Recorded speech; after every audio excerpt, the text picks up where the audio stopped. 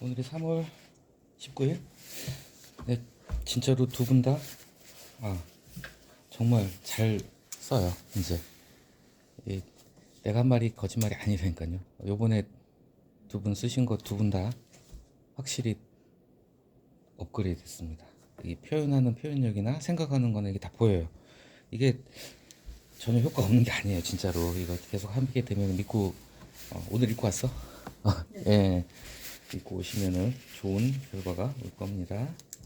첫 번째 염제 역할. 오늘 글이 썩 마땅한 게 그렇게 많지가 않아서요. 그런데 좀 곤란했어요. 그래서 이거 하나만 할까 하다가 이거는 여기까지 보는데, 일단 염제 역할로 먼저 볼게요. 염제, 이분 글 많이 봤어요, 우리가. 제목이 좀 재밌어요. 누가 유권자인가? 누가 유권자인가? 누가 유권자인가? 답은 맨 끝 문장입니다. 맨 끝 문장 봐봐. 그래야만, 자, 유권자가, 자, 선거에서 후보와 정당에 대해 준엄한 심판을 할 수 있는 진정한 권력을 가질 수 있기 때문이다. 유권자가 뭐야?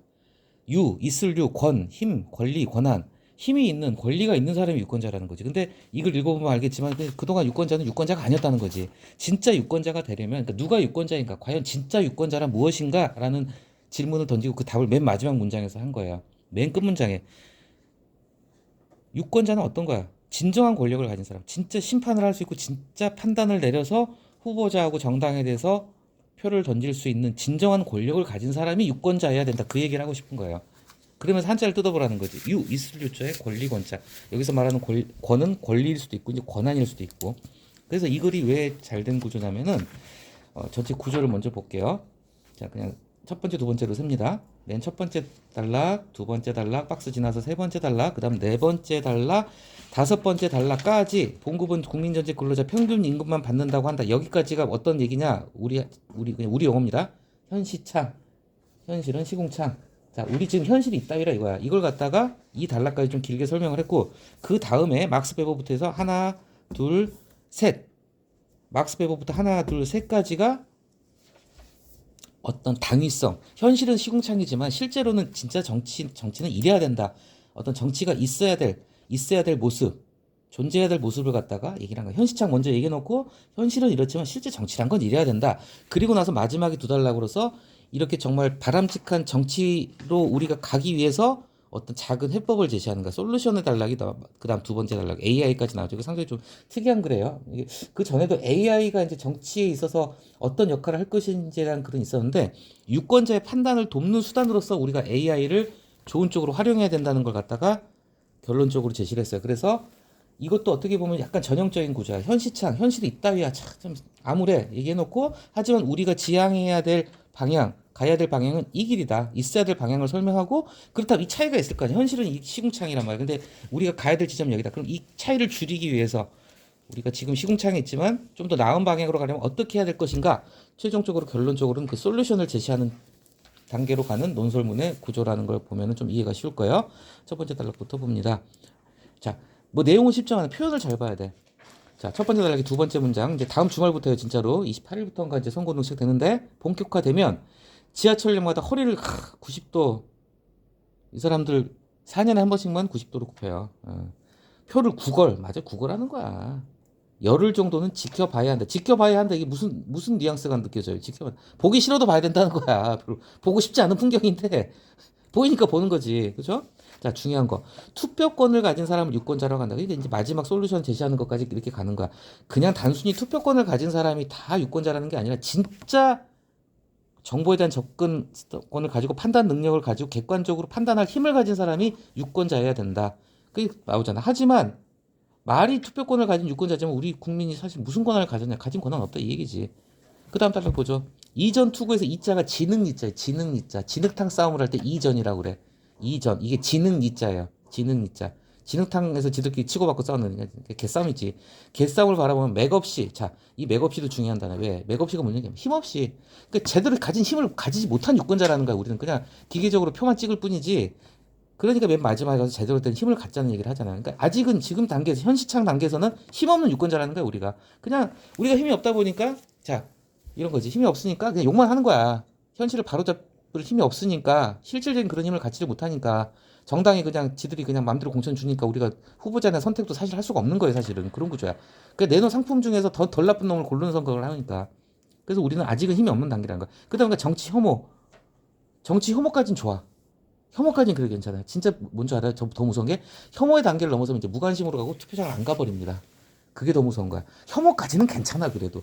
그러니까 정치 혐오 단계에서는 다 그나물이 그 밥이고 다 개떡 같은 놈들이라 할지언정 그래도 덜 나쁜 놈을 뽑기 위해서 투표장 꼭 가야 된다는 얘기예요. 투표 꼭 하세요. 예. 역대 최악의 국회, 이 실제 지금 21대 국회가 역대 최악이라고 합니다. 근데 재밌는 거 뭐냐면은 항상 역대 최악이었어요. 18대, 19대, 20대 항상 역대 최악이다. 이게 점점 최악으로 더 가는 거야. 더 나을 것 같지도 않다. 그쵸? 말이 시스템 공천이지. 그러니까 이 마지막 뒤에서 얘기하겠지만 진짜 시스템 공천의 어떤 모범 사례를 제시한 거래요. 그래서 이 글이 좋은 거야. 말이 시스템 공천이지. 자, 국가를 위해서 봉사 유능한 인물들을 공천한 게 아니라 이거지. 자, 그 준연동형 비례대표제 알죠? 위성정당 지금 막 생겨나고 있어요. 국민의힘은 국민의 미래, 더불어민주당은 뭐 더불어민주진보연합인가 뭐 하여튼 그렇게. 그리고 조국혁신은 아예 그냥 비례용 정당을 만들었죠.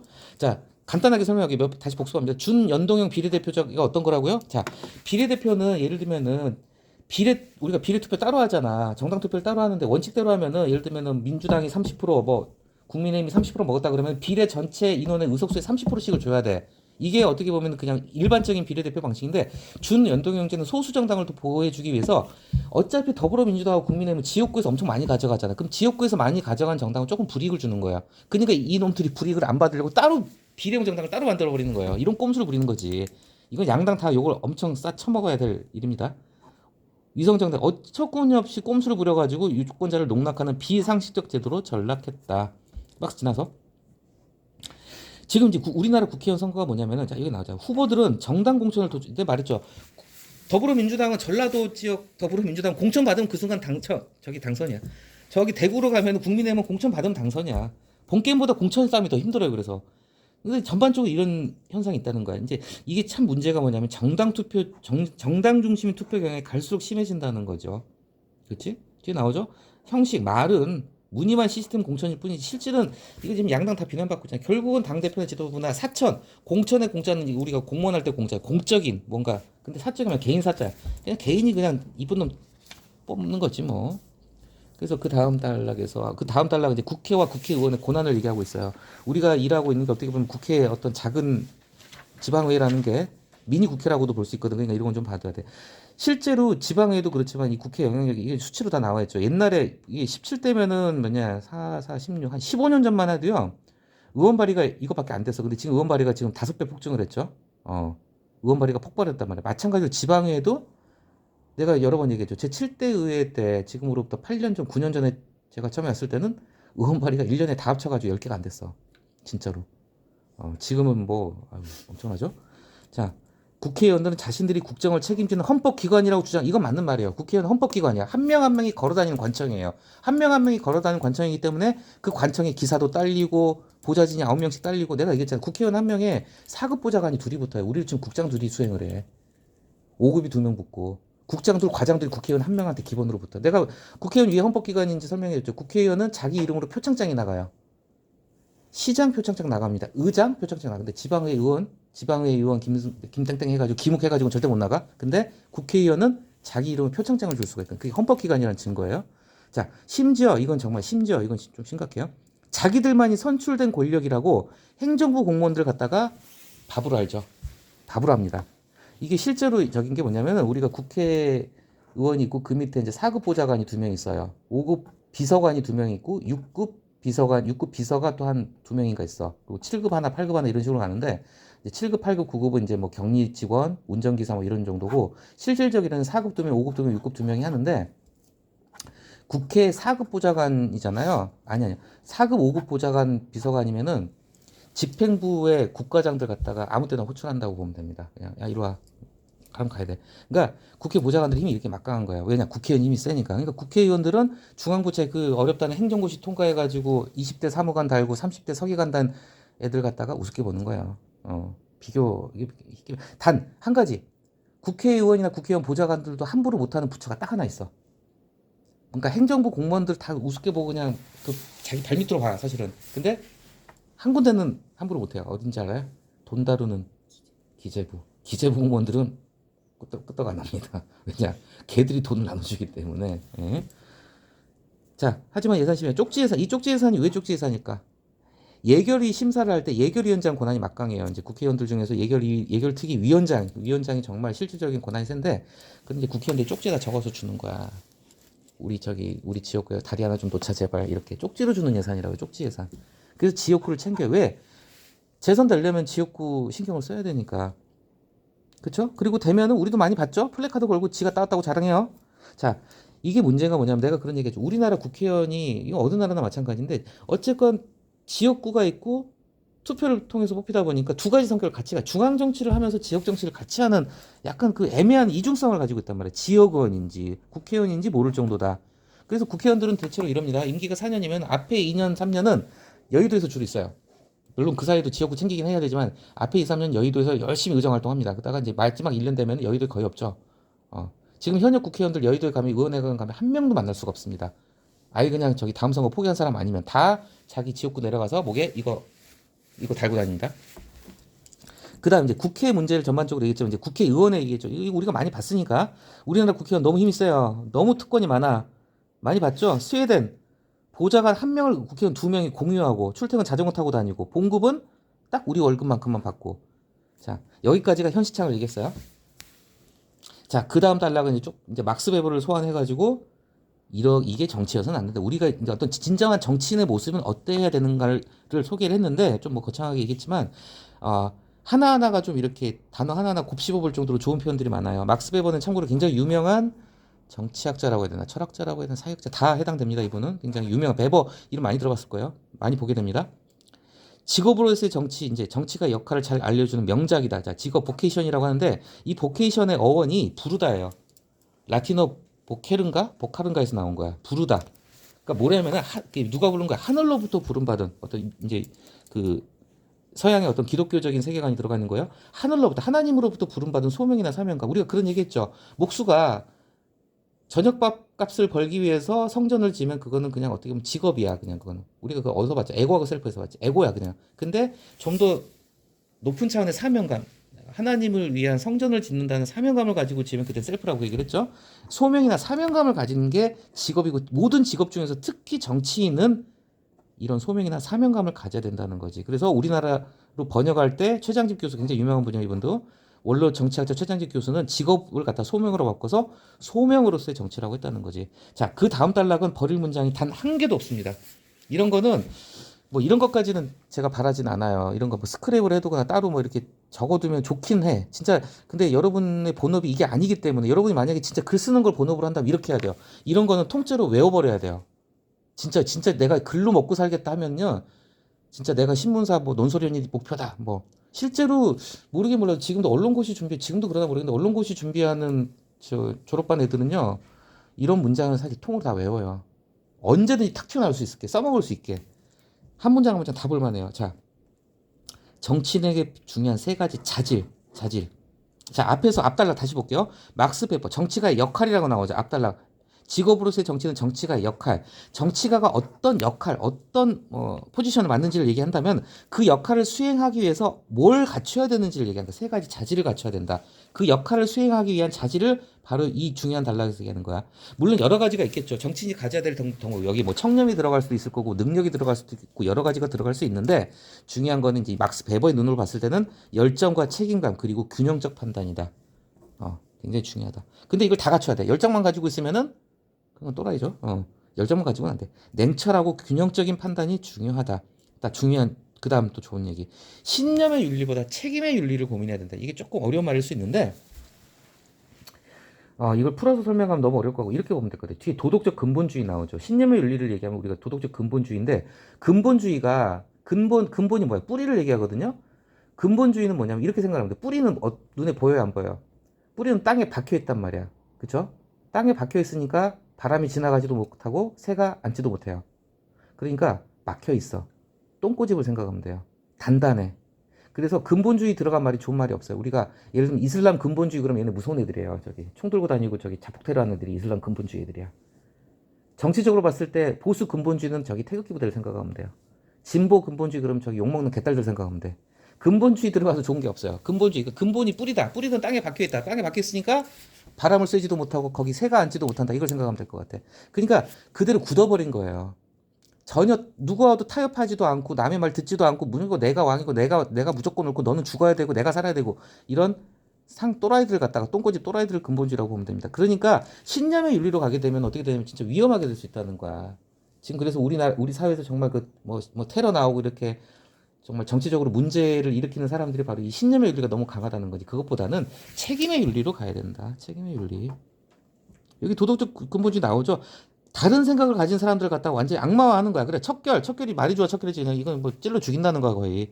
이런 오류에서 벗어나야 된다. 자, 마지막 문장. 이 단락의 마지막 문장은 통으로 외우면 정말 좋습니다. 우리가 정치에 대한 정의를 진짜 한 20개는 본 것 같아요. 이제 그동안 본 게 여러 가지 표현이 있었지만은 이 표현 그 중에서도 갑입니다. 아주 좋은 표현이에요. 천천히 볼게요. 정치는 자 정치가 뭘까? 그럼 정의를 해야 돼. 정치가 뭘까? 정치를 누가 해요? 개가 하나? 고양이가 하나? 아니죠. 사람이 하죠. 사람이. 근데 어떤 사람이에요? 혼자예요? 아니에요. 정치는 최소한 2명 이상이 모여야 정치가 되는 거야. 그래서 들자가 붙었어. 사람들. 근데 어떤 사람들? 똑같은 사람들이 모여가지고는 정치가 필요 없어요. 서로 다른 생각을 가진 사람들이 모이는 거야. 이게 정치의 시작이야. 사람은 생각이 다를 수밖에 없잖아. 이해관계도 다르고 욕심도 다르고 가진 것도 다르고. 그래서 서로 다른 복수의 사람들이 모이는 게 이 주체가 정치를 누가 하느냐? 사람이 한다. 개가 하는 게 아니라. 그래서 서로 다른 사람 생각들이 자 중요한다. 그다음 모여서 따로따로 흩어진 게 아니라 요새 뭐 온라인 정치도 가능하겠지만 한 군데 모이거나 아니면은 SNS를 통해 소통하거나 모여서 이 모여서가 뭐냐면 서로 간에 의사를 교환을 하고 생각을 나눈다는 거예요. 이게 이 모인다는 뜻이 단순히 그냥 한 군데 집합한다는 게 아니라 모여서 서로 생각을 나누고 공유한다는 거야. 의견을 나눈다는 거지. 토론이나 뭐 이런 걸 생각하면 될 것 같아요. 토론과 설득 이런 걸. 설득은 뒤에 나오고.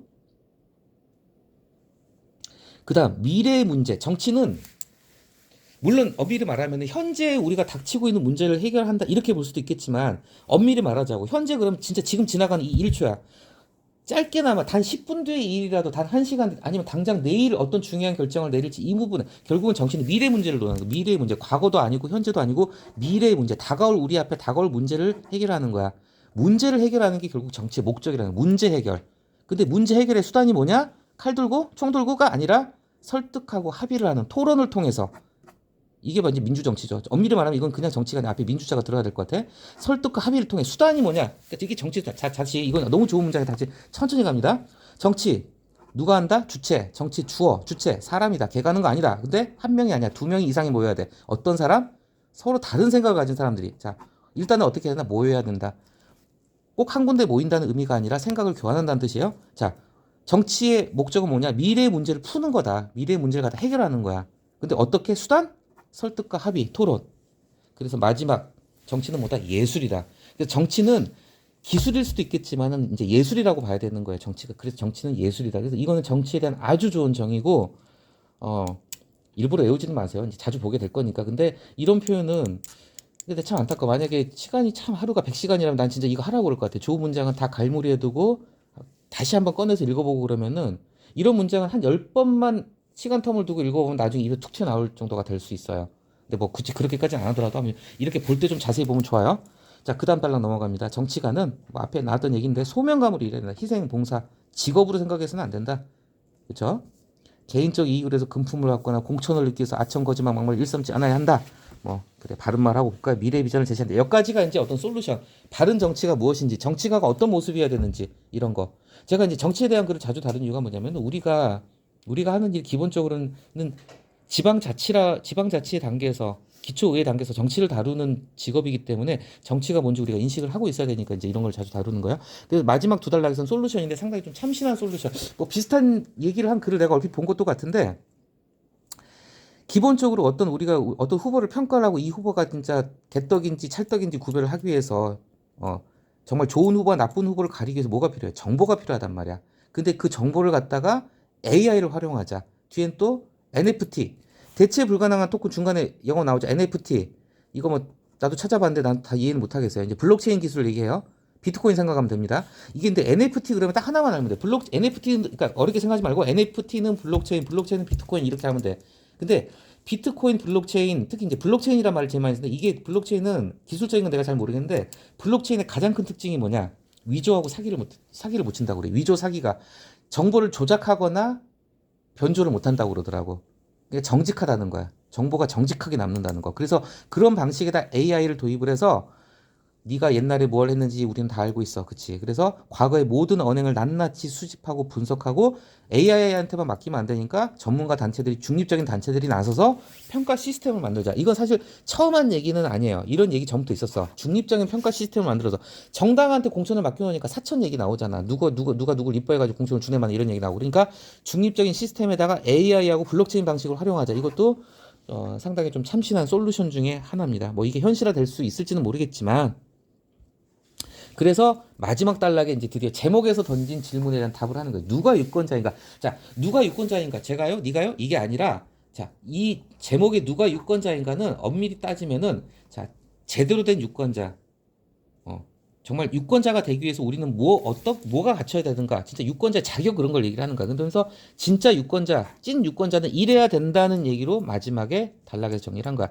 자, 볼게요. 유권자는, 자, 정치적 식견과 품격, 동그라미. 정치적 식견하고 품격은 이렇게 보면 돼요. 식견은 어디서 나온다? 머리에서 나온다. 머리에 든 게 식견이에요. 머리에 뭐 많이 들면 식견이 있는 사람이야. 일단 머리가 있어야지 정치를 하겠죠? 품격은 뭘까? 가슴, 심성, 마음이 고와야지. 머리와 가슴이라고 생각하면 돼요. 머리와 가슴, 머리와 마음. 식견은 머리, 품격은 가슴, 이렇게 생각합니다. 인성을 생각하면 돼요.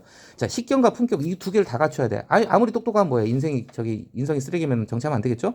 인성이 착해서 뭐 아는 게 없으면 정치 못하죠? 둘 다 갖춰야 돼. 근데 이 정치인들이 그걸 제대로 갖췄는지 정보를 일단 가져야지 판단할 거 아니야. 그래서 이 정보를 갖기 위해서 AI를 활용하고 뭐 NFT를 활용하고 전문가를 활용하자는 거지. 그래서 이런 것들을 갖다가 객관적으로 평가해서 그 결과를 공개해야 된다. 그래야지 유권자가 무늬만 투표권을 갖는 게 아니라 진짜 힘을 가진 유권자가 되고 제대로 된 사람을 뽑고 제대로 된 국회가 될 수 있다. 이런 얘기를 하고 있어요. 그래서 이거는 오늘 제가 봤던 글 중에 제일 좋은 글이라서 골랐어요.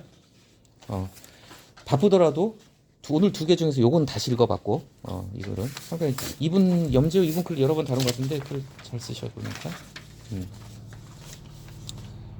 자, 그래서 요 염지호 칼럼 봤고요. 빨리 그 다음 거 좀 빨리 볼게요. 자, 그 다음 것도 구조를 먼저 볼게.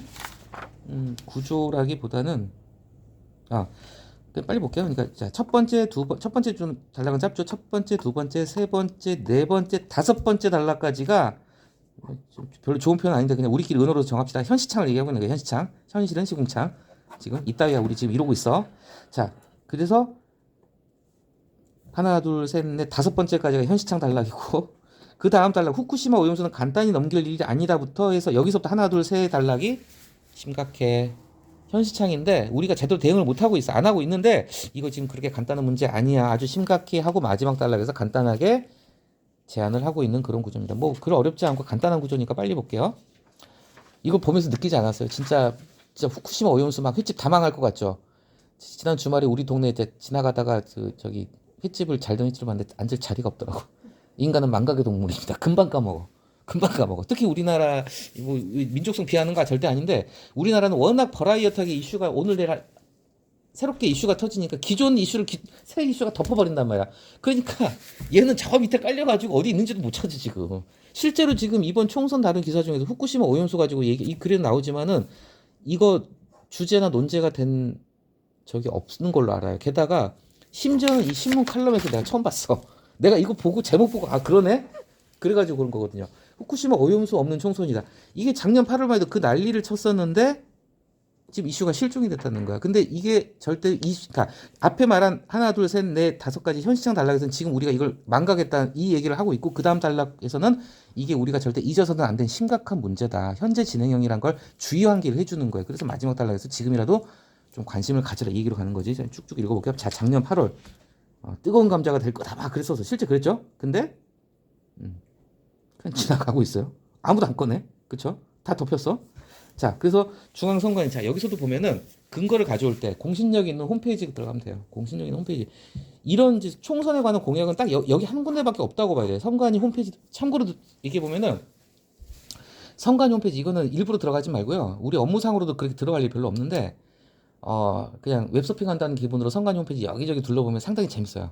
꽤 재밌어. 그리고 이제 특히 지방선거 때는 좀 들어가 보면 재밌는 게 지방선거 때는 후보들의 모든 사항이 다 들어가 있어요. 예를 들면 우리 지역에 누가 도의원 시원 나온 사람들이 전과가 뭐가 있었고 이런 거는 도의원 시원들이 자기 포스트에다가 나는 이런 것 때문에 전가 받았습니다. 폭증가 있습니다. 절대 광고 안 하거든. 그런데 들어가 볼 수 있으니까 재산이 얼마인지도 볼 수 있고 뭐 이런 거.